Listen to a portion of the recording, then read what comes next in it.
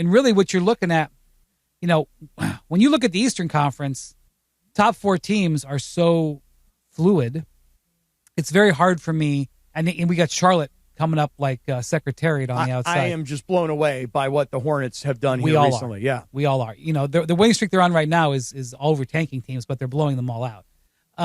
But in the East or in the West, it's very clear to me where you want to be if you're the Lakers. You want to be 3. Because if you are, obviously 1-2 is going to be Oklahoma City and San Antonio, maybe in that order, maybe not. And then 3 through 6 is one set of liquidity, right? And so if you're 3, you're on the opposite side as probably the Thunder. I think the Thunder will get the 1 seed. George, I think the Thunder are making moves to try to get the 1 seed because, like, for example, the Thunder on a back-to-back playing tonight in New York. Mm-hmm. They held out Shai Gilgeous-Alexander and Isaiah Hartenstein last night, George, for that, Now they can look you in the eye and go, no, we were always going to, this was always going to be our plan.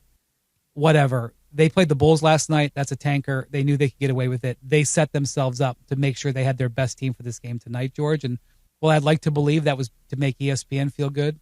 I think it's because they want that 1 seed. But if you're the 3, you're not gonna have, likely, in my view, it'll be Oklahoma City, and you're gonna potentially see San Antonio in the conference finals.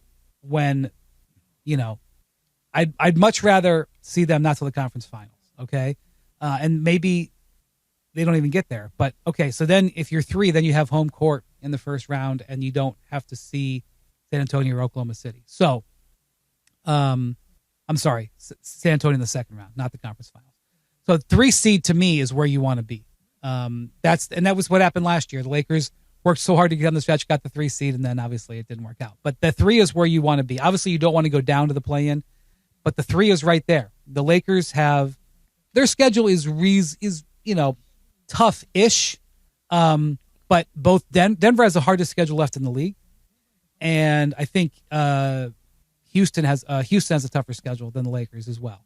And so these 4 games coming up, 2 with Denver, start 1's tomorrow, and then that baseball series with Houston in the middle of the month.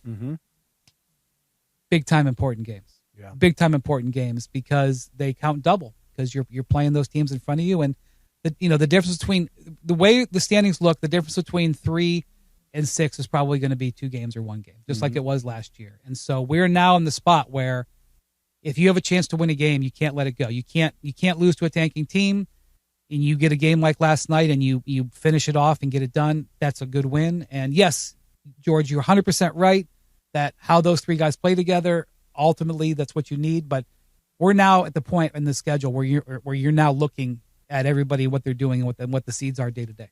The good thing is that the teams around them sort of in this, there's what I call the middle West, which is at the top you got the 2 teams, and then you've got this group of teams at the bottom that's tanking.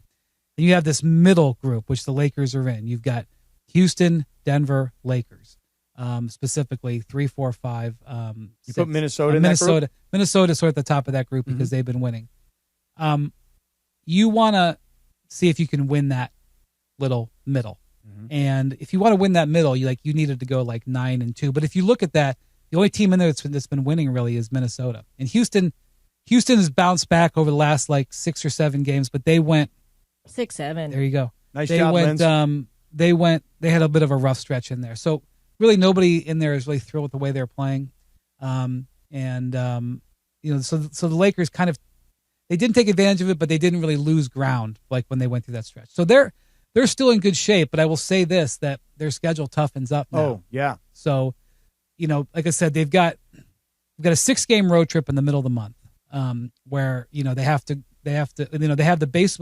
To me, the game in Denver and the 2 games in Houston, they played this baseball series where they played 2 games in Houston back to back. 3 very, very important games. If you can do well in those games, if you can go 3-0, you are setting yourself up for incredible success. And so they've played well these last 3 games. The Sacramento game and the Warriors game, they shot great from 3-point range. I would love to say, boy, they've got it turned around from 3-point range. That's taken off. But then they had another bad game last night. I just don't think they're a great 3-point shooting team. I think they have the capability to have great 3-point shooting nights, And if you have a great if you go to Houston, who's a really good defensive team but challenged offensively, but big time size, like that's going to be a challenge for the Lakers. If you go to Houston and have 2 3-point shooting games like you just had at Golden State and then Sacramento, that would be amazing. And they can do that. Like I don't doubt that there's a game where Kennard can hit 5 or 6 threes, that there's a game where LeBron, you know what the difference it makes when LeBron is on. And Luka, I think has been settling for threes a little bit too much, but my God, he has the ability. I mean, the guy can drop 40 like that. So if Luka goes into Houston and has 2 40-point games, it's the difference potentially between being 6th and 3rd.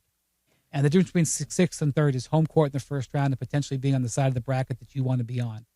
And because, if you finish 5th, you don't have home court, and then you got to face the Thunder in the second round. And so if you're dreaming of this Lakers playoff run where they can somehow navigate to the conference finals, you need to go dominate and have success in those games. And Denver is not playing great right now. So, like, for example, they did beat Utah the other night. Jamal Murray had 45 in that game, and they won by 3 or 4. Denver is wheezing a little bit right now. So now that I've said this, they'll probably look awesome tomorrow. But and they've got 2 games coming up against the Lakers. Yes, but maybe they have turned it a little bit. I thought that was a nice win last night. I really did. If you look at the record, you'll say, how could they have been behind this team? New Orleans is better right now than its record. That was a quality win, and they, after they went through that lull in the clutch, they've come back. They had a good clutch performance last night. And the thing about it is, like I mentioned Charlotte earlier. So Charlotte, they've got a 5-game win streak, and they've just played 5 straight tanking teams. Okay, like they've got a couple of games with like Brooklyn and Washington in there. They've won all 5 of those games by 15 or more points, because everybody plays tanking teams. Mm-hmm. But what you want to see is when you do play a weak team that you blow them off the court. The Lakers play too many clutch games. They're great in the clutch. And look, if you get into a playoff series, like let's say you get into a playoff series with Houston. Houston has not been a good clutch team, and not been a good fourth quarter offensive team. You get into a series with Houston, and you tell me, listen, 5 of these 7 games are going to clutch time. I feel good if I'm the Lakers, because I know I'm a clutch time team. But ideally, you want to get into a series where 5 of the 7 games you don't need clutch time because you're playing better. Mm-hmm. And so the fact that the Lakers are good in clutch time is great and can be really important in the playoffs. But it's fragile, and it's an indication of a team that is not really a powerful team, because powerful teams don't have as many clutch time games. So, Wendy, you mentioned how they're all bundled up in the middle here after OKC and San Antonio, and there's not much of a difference between the 3 and the 6 seed. So I know you don't like to do predictions, but if you had to guess after this next tough stretch of 10 games or so, do you think that the Lakers are more likely to be a 3 seed or to fall into the play-in? Well, the Lakers are, of these teams, the Lakers are very healthy right now. Knock on wood. I think Maxi Kleber is the only guy on the injury report, unless I'm. Maxi Kleber looked good a couple nights ago. Yeah, but I think he was out last night with a back issue. Mm-hmm. Rui is back. Rui didn't play well last night, but he obviously can. Denver is really banged up, and Oklahoma City is banged up, and Minnesota is healthy. I'm trying to think. Houston's missing 2 starters that they're not going to get back. So the Lakers, I'm not really focusing so much on Minnesota. I'm really focusing on Denver and Houston. And the Lakers are healthier than Denver and Houston. They have an easier schedule than Denver and Houston.